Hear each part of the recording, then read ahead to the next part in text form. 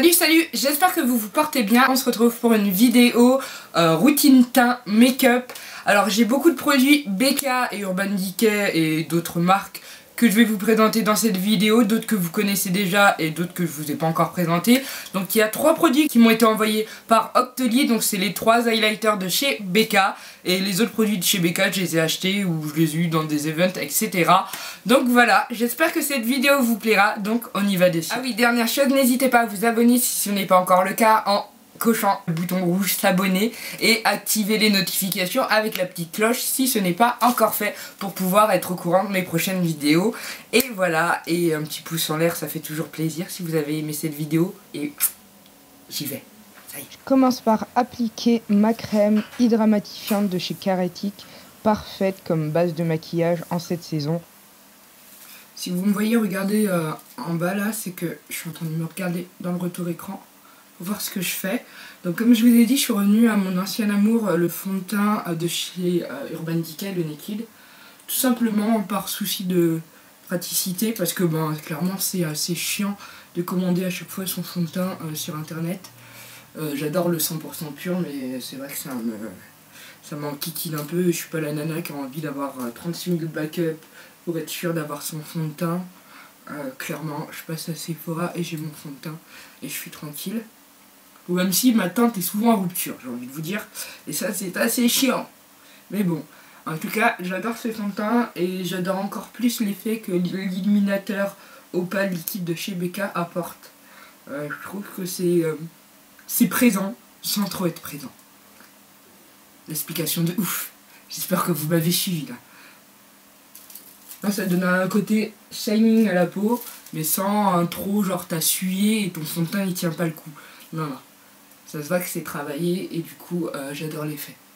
Pour l'anti-cerne, donc j'utilise la teinte Chestnut de chez BK. Et donc c'est la première fois que je vais l'utiliser donc en live.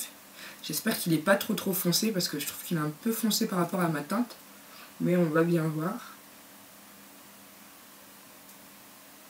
Je l'applique au Beauty Blender aussi. Je vérifie.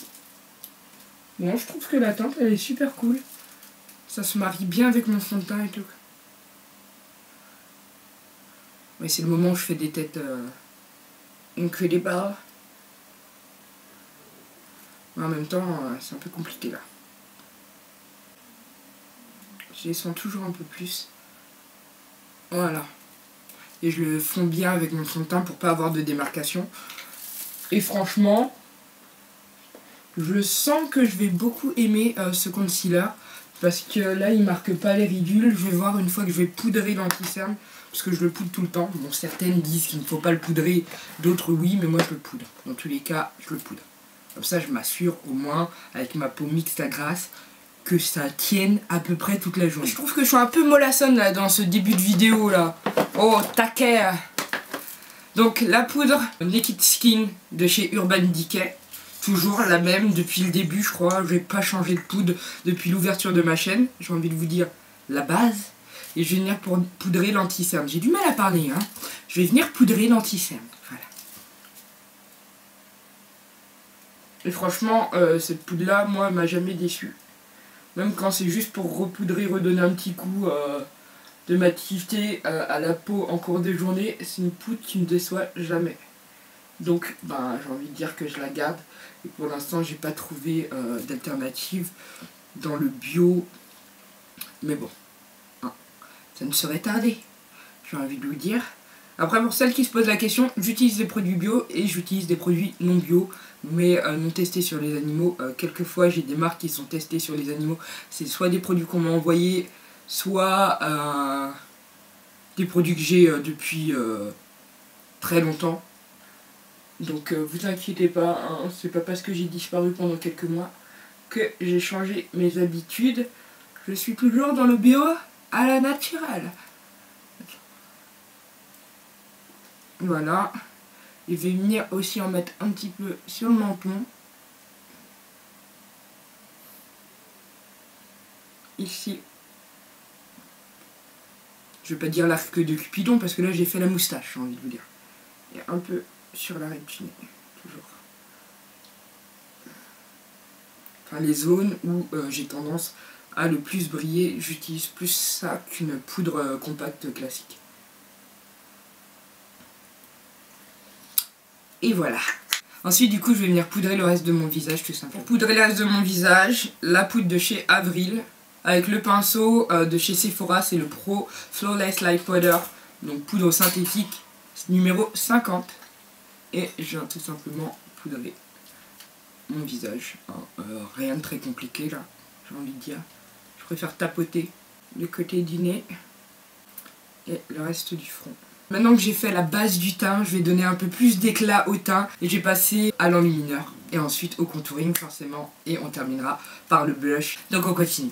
Encore des produits que j'ai reçus de chez Octoly, donc les produits BK hormis une palette, la palette que vous allez voir ensuite et le concealer. Sinon les trois autres produits, les trois highlighters de chez BK sont des produits que j'ai reçus via Octoly il y a un petit moment. En fait j'avais déjà tourné une vidéo cet été et au final ça m'a pas convaincu. Ensuite j'ai déménagé et du coup je l'ai pas posté. Donc là je vais prendre la teinte C-Pop. Donc là c'est une poudre scintillante, donc un highlighter version poudre que je vais venir appliquer avec un pinceau de chez Real Technique et je vais essayer d'avoir la main légère parce que je sais très bien qu'ils sont très pigmentés et je vais venir tout simplement mettre ici. Je sais pas si vous voyez.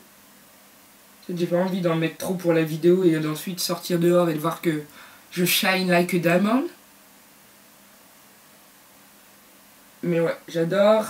Il est un peu teint de champagne. Bah c'est un champagne pop hein, en même temps j'ai envie de dire. Et je trouve que c'est l'highlight qui me va le mieux. Je suis pas fan des highlights trop dorés et encore moins fan des highlights trop blanchâtres, j'ai envie de dire, sur ma peau. Mais la teinte champagne me convient parfaitement. On passe à l'autre côté. Comme je vous ai dit, ayez la main légère. Mais franchement, la pigmentation chez BK, est-ce qu'on doit vraiment en parler? Je suis pas sûr. Elle est juste au top. Et c'est une marque que j'apprécie énormément. Et ensuite, je viens prendre la teinte Opale version crème. Elle se présente comme ceci. Et du bout des doigts, je vais venir en appliquer sur la hâte de Cupidon. Celui-là, je l'utilise vraiment pour le côté un peu plus discret de l'highlight. C'est vraiment les petites zones que vous voulez illuminer, mais discrètement. Et pas à outrance, j'ai envie de dire. Voilà. Ah, je me suis un peu loupé là. Non? Non, ça... Et ensuite, je vais en mettre un peu sur le bout du nez. Il est plus discret en version crème. Enfin, après, ça dépend de votre dosage, mais je trouve qu'il est quand même un peu plus discret version crème. Et c'est vraiment pas mal. Voilà, pour l'highlight. Bon, là, j'ai l'impression qu'avec les lumières, ça pop de fou, mais vous inquiétez pas, j'en ai pas mis la dose.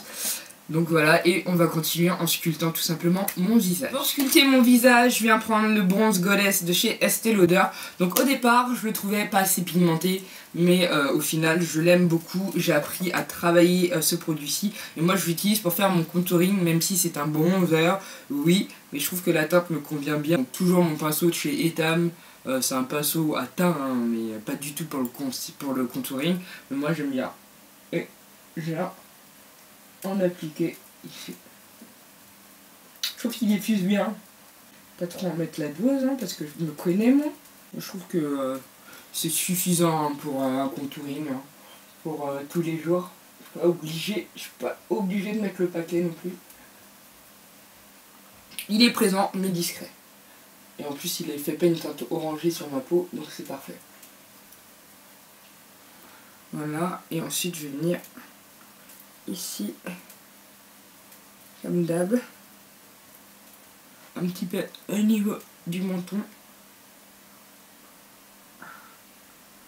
là, et très légèrement le contour du nez.